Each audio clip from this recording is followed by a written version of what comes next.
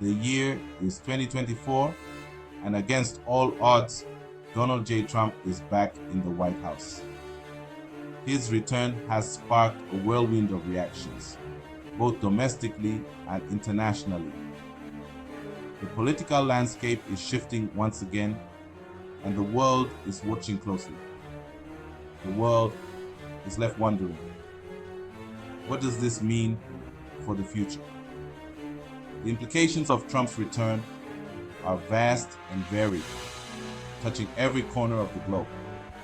From economic policies to international relations, the ripple effects are already being felt. Nowhere is this question more pertinent than in Africa. The continent, with its rich resources and burgeoning youth population, stands at a pivotal moment in its history. The decisions made in the Oval Office could have profound impacts on its trajectory.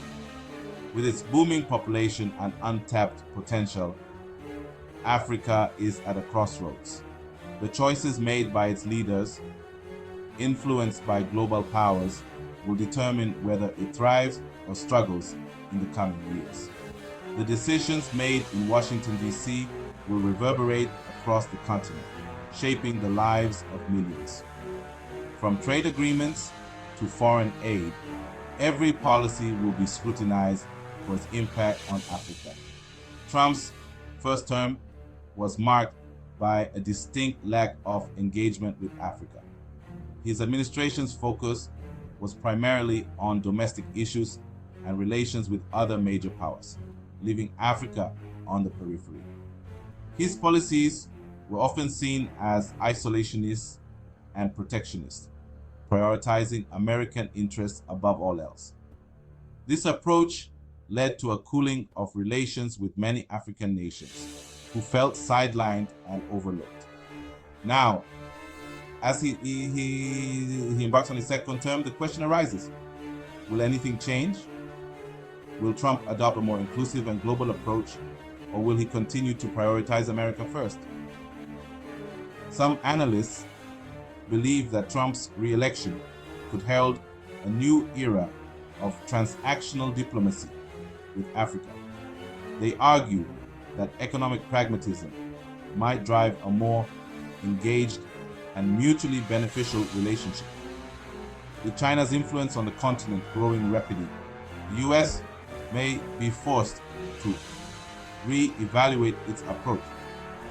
The competition for Africa's resources and markets is intensifying, and America cannot afford to be left behind.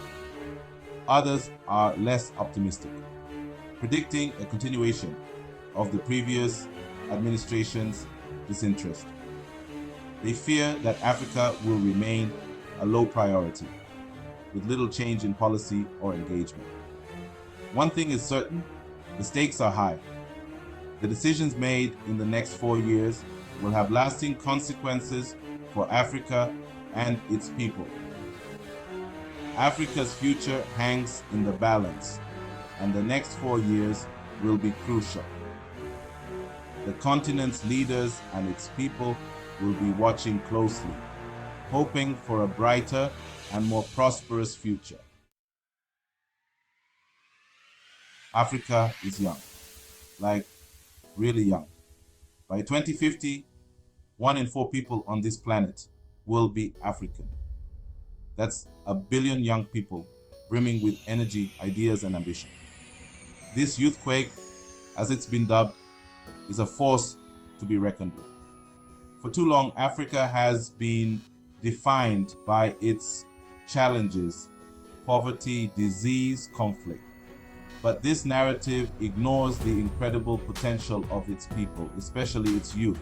They are the entrepreneurs, the innovators, the artists, the athletes, the future leaders.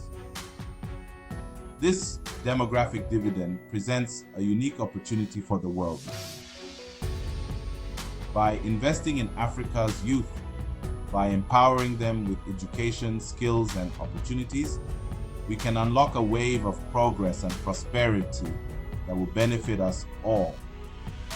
The Trump administration has a choice to make. Will it recognize this potential and engage with Africa's youth? Or will it continue to view the continent through an outdated lens of charity and crisis? The answer will have profound implications for both sides of the Atlantic. When it comes to US-Africa relations, trade often dominates the conversation. The focus is usually on the exchange of goods, services, and investments. However, this is just the tip of the iceberg. But there's a whole world of potential collaboration beyond just buying and selling goods.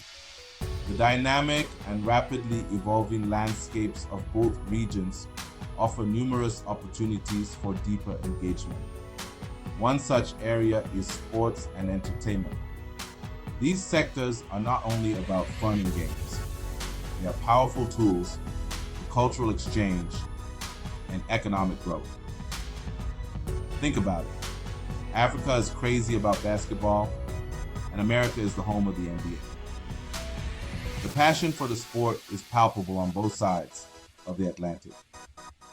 Imagine the cultural exchange, the economic opportunities, the sheer joy if these two worlds collided more often. Basketball clinics, joint training camps, and even NBA games hosted in African cities could foster incredible connections. And it's not just basketball. The realms of music, film, fashion, and even video games hold immense potential for collaboration. Music, film, fashion, even video games. These are all areas where the US and Africa can connect, collaborate, and create something special. The fusion of African rhythms with American beats, or African storytelling with Hollywood production, can lead to groundbreaking creations. This kind of soft power diplomacy can build bridges and foster understanding in ways that traditional diplomacy often can't. It's about more than just agreements and treaties. It's about shared experiences and mutual respect.